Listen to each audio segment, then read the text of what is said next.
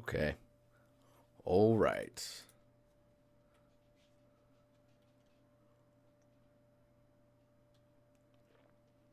Unity stuff. Yes.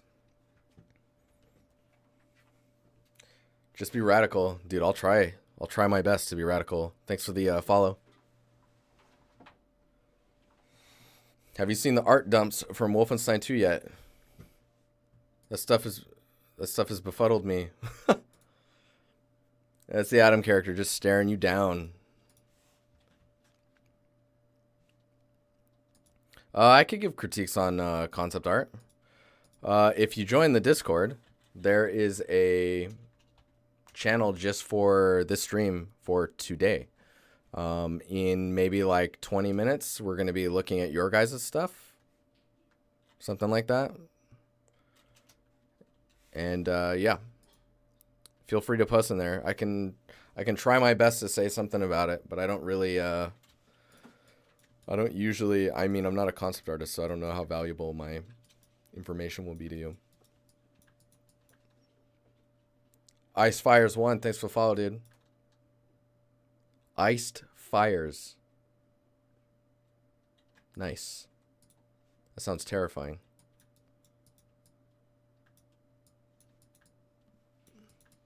So, some people were asking about the Amplify Shader Editor and just kind of like what it is and stuff like that. So I'll just show you some stuff in it. So if you go to the asset store, you can buy it. It's just called Amplify Shader Editor. And once you have that installed to your assets in your scene, I'll just go to my shaders. So the way it's treated in here versus like in Unreal, you will create like a material, right, or a shader, and then you will instance off of that, and the exposed parameters you will then be able to change. I'm sorry, Sir Clue, it's going to take ages.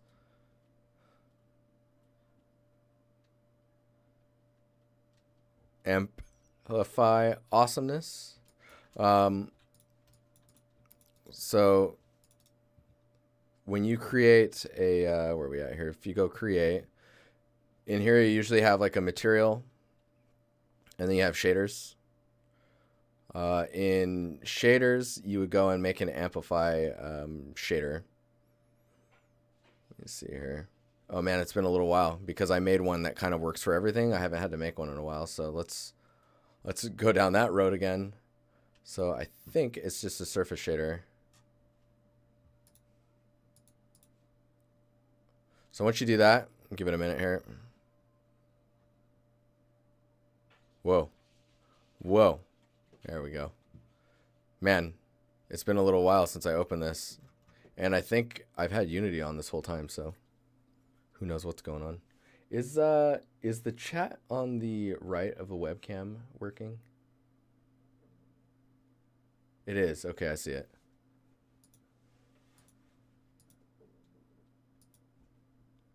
You can wait? All right, good.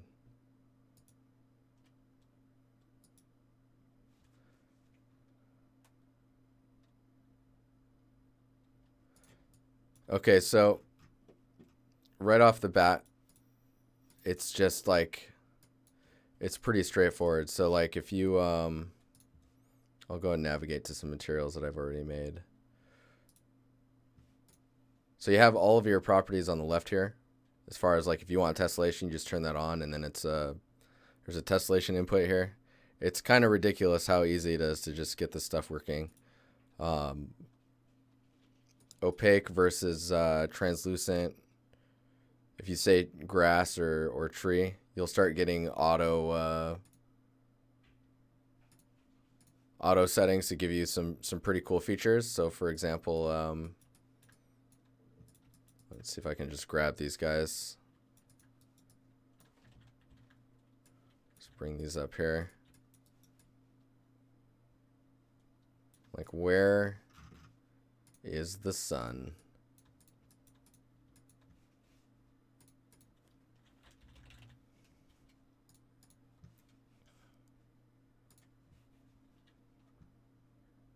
So instead of baked, we're just going to do So for the lighting, we're not going to do baked GI. And the light will be real time. And then we'll just crank it up so you can see. Oh, wait, what? Oh, wait, what? Oh, it's over there? Well, that's not making any sense, is it? Oh, man, is this stream going to turn into me just trying to figure out what the hell's going on? Why would that happen ever?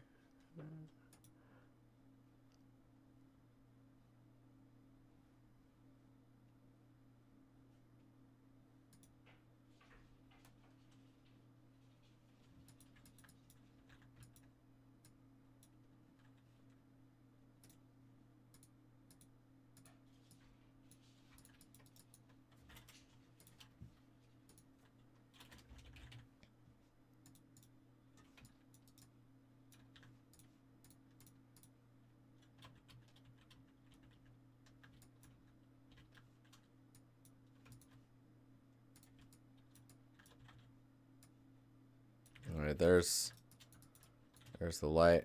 It's important that we see this happening, so just give me a second here.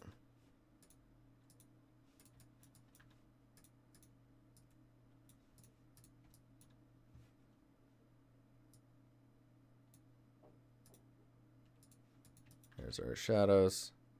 Cool. Okay, so the grass here. Now we're like way too hot. So you can see, like, as it gets, the lighting is behind the grass, you'll start to get some highlights and stuff going on. And if you go into the shader that I've set up, you can actually control the strength, normal, distortion. Well, there's all types of weird motions and shit going on right now. We'll just turn that off. So we can control, like, how rough the grass is, and so in all these properties have been exposed. So if I open the shader here, what's up, Jordan? How you doing?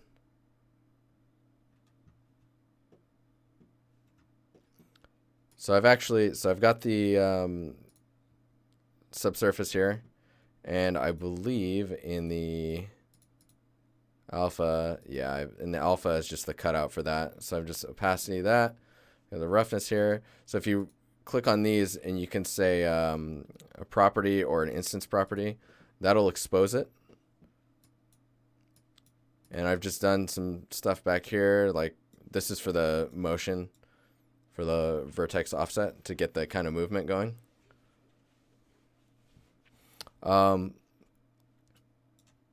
So we've got a normal albedo, smoothness, which is our roughness value, alpha, and a vertex offset.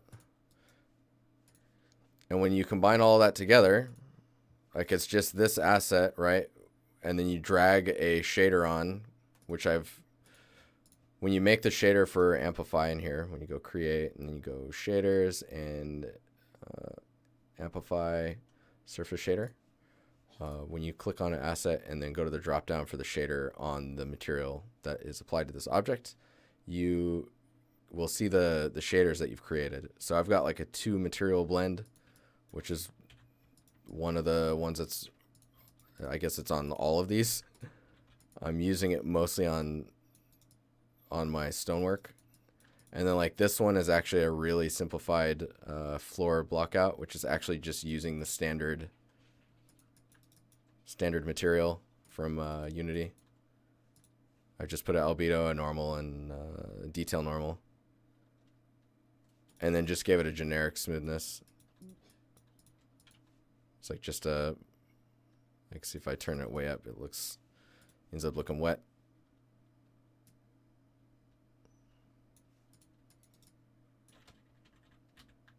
Anywho, so when you start to get into some more complex stuff, we have this material, which is actually, what's up, Daily Dreams? Hey, Spider.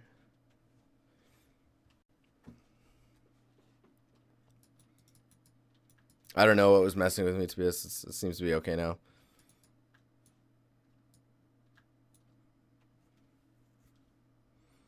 Oh, thanks for explaining that, Blue.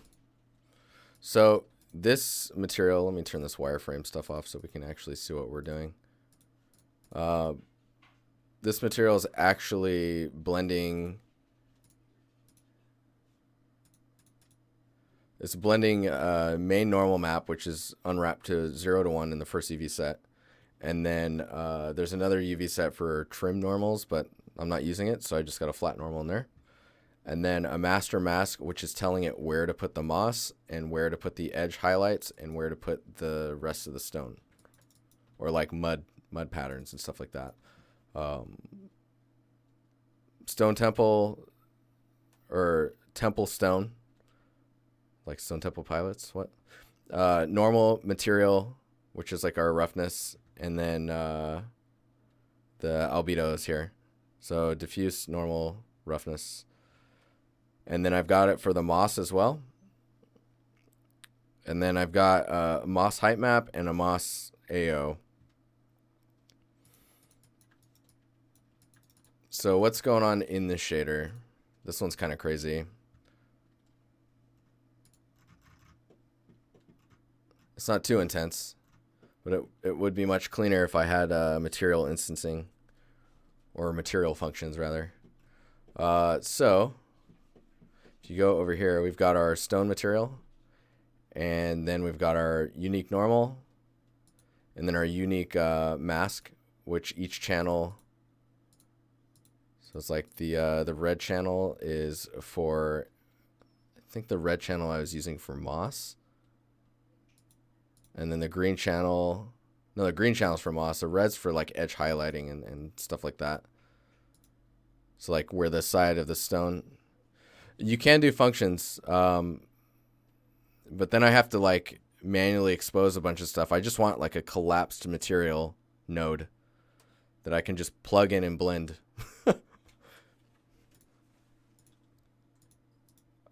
So in the alpha, we've got the AO, and in the blue channel, I think is where I put the mud. So you can see those kind of like go everywhere. Oh man, it's like, so you can see this is taking a long time to do stuff. If I click this this little button here so that it's not green, it will stop it from updating, because it's updating as I turn these channels off. So this guy, whoops, this guy's actually being used to lerp between either multiple materials or to add like a blend operation where like I've darkened the material or lightened the material. But then there's some other stuff that we've like Naughty Dog did in a paper where it's like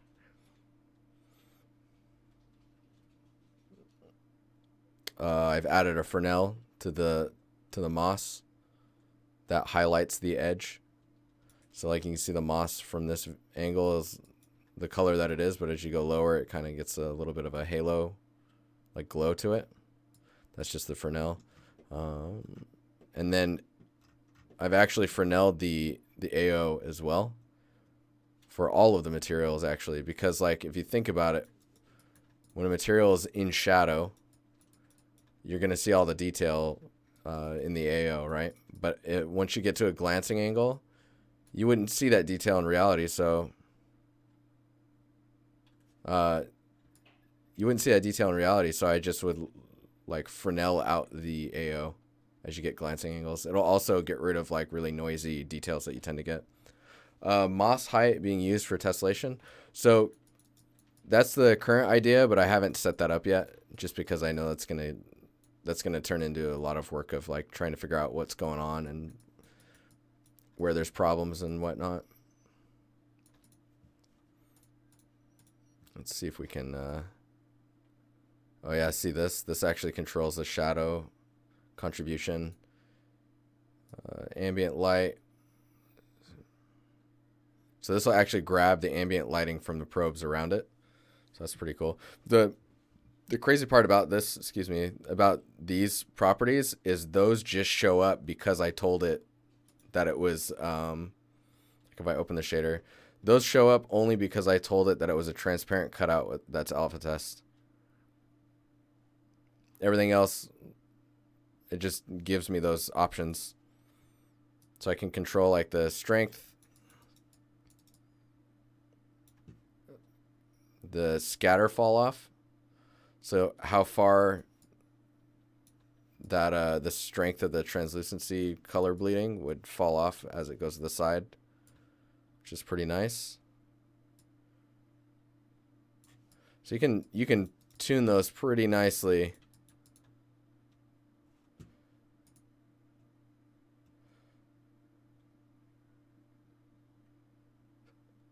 So Richev, when we get to the critiques, I'll help you out. You ask me the questions then.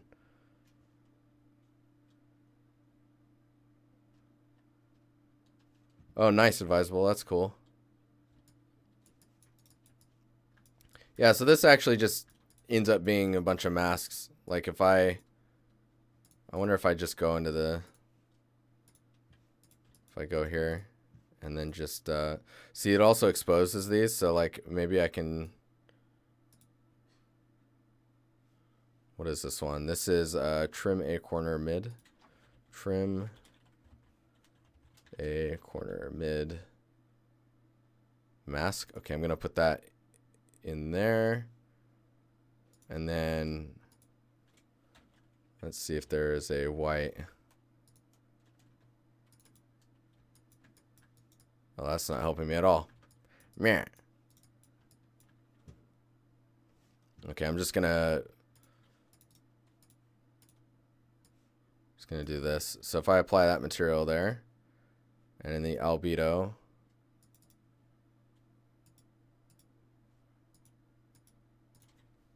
I'm gonna do there we go. So those are the mask. That's the mask information that's telling it where to put what. Keyboard Oreos, dude, thanks for the follow. I think it was, well, when was that? That was like yesterday? Oh, 5 hours ago. Yeah, thanks for the follow, man. So that's the mask that it's telling it what to do. If it's the black value, then it's just the stone material itself. So the scene I'm making is just this kind of like this temple scene.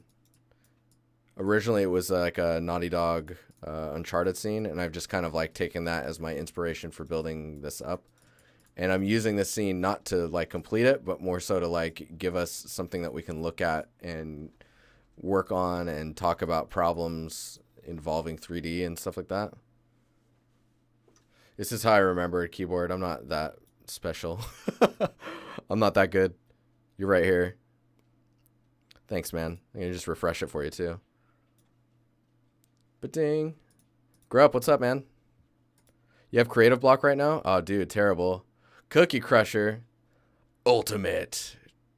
Thanks, man. Man or woman. Thank you. 245. So why that number? Is that just what you had left? Just out of curiosity. Or is there like a meaning behind it? It's always interesting if there's a meaning.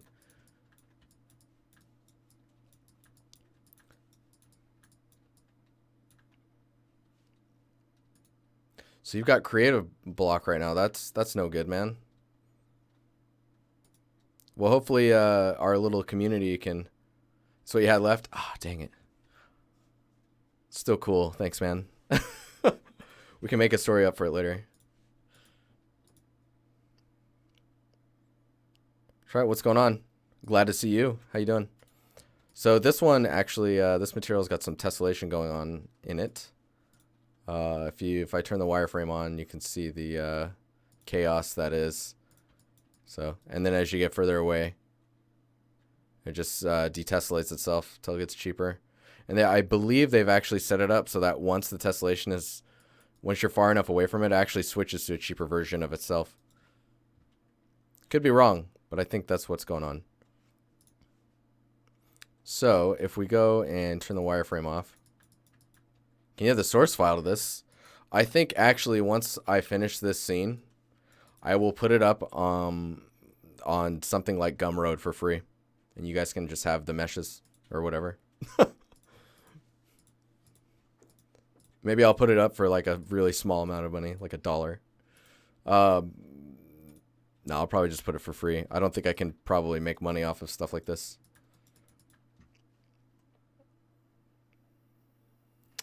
But yeah, so let's look at the shader real quick, and then we will get to your... Oh, thanks, Mr. 3D, Pawn 3D. Thanks, man. So this one I've got a texture coordinate. I've just got an albedo, which is actually really temporary right now. We'll just double click and open that up. It's just 2 base colors with some gradients. If you look at the normal map, it's pretty straightforward. It's also stupid high res. I think it's not stupid high res. It's 2048.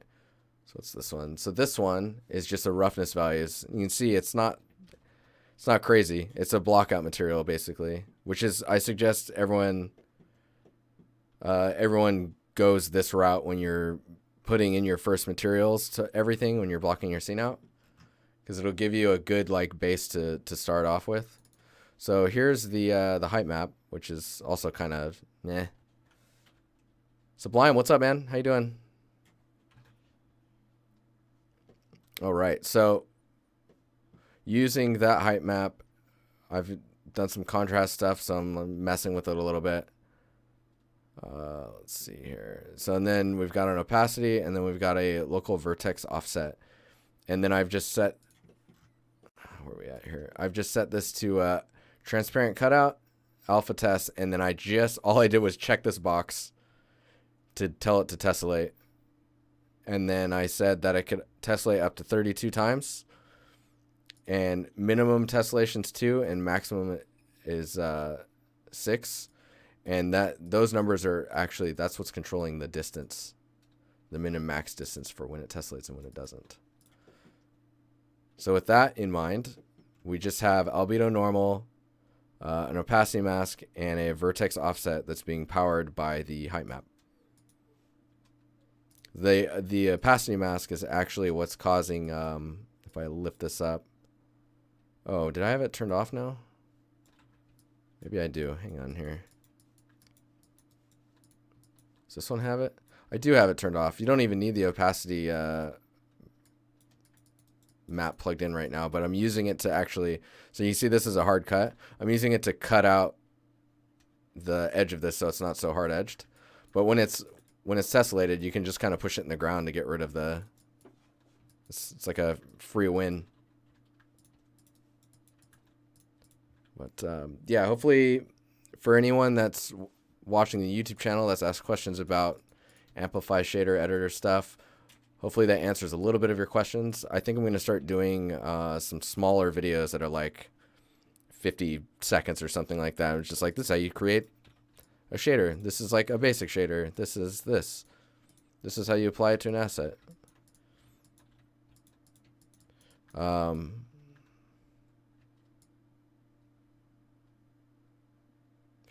So setting up the laws and material was just those values I was talking about, the 2 and the 6. It just takes care of the rest. I think in Unreal you have to do that manually, but it's a similar approach. I could be wrong.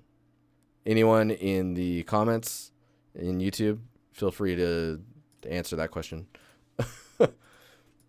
All right, so it is 8:17. We got off to a late start. So if I start right now, we've got about an hour for critiques. For anyone who's curious about critiques that's new here, if we go to, let's see here, this is my Discord. This is our Discord, the Empire. If you go here, there's a stream critiques channel. You can post stuff in here. Every time I say stream critiques are now open, post away. Eventually I go down here and I type that I closed it. You can auto, yes, you can auto. I think he's talking about shader lots though, Nars. Auto lotting on Unreal is a thing though.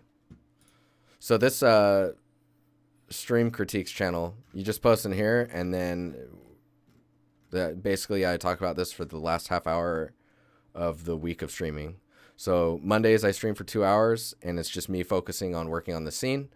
And then on Thursdays, which is today, the first hour is usually 2 portfolio critiques, and then the second hour is going through the stream critiques. And then just trying to, you know, get people motivated, get them out of that creative block they're experiencing, or give them something to do. Like we have Empire challenges as well. So if you have a creative block, you can just pick one of these. These update on the 15th or 16th of every month. It's usually a prop, a weapon, and a substance challenge. This time around, from the last challenge, there was a prop that was made that looked pretty badass from Sublime himself. I believe he's in chat. He was able to give us the mesh and all the maps, so you could just actually just take this and texture it. And then challenge chat is just people working on that stuff, which is pretty cool. There's some good stuff. Look at that. Look at that. That's sick. That is super cool. All right. Let's get to the stream critiques. I will be right back. And the reason I switch like this is because these are how I do video editing in real time, so I don't have to sit there and edit the videos on YouTube as much. I'll be right back.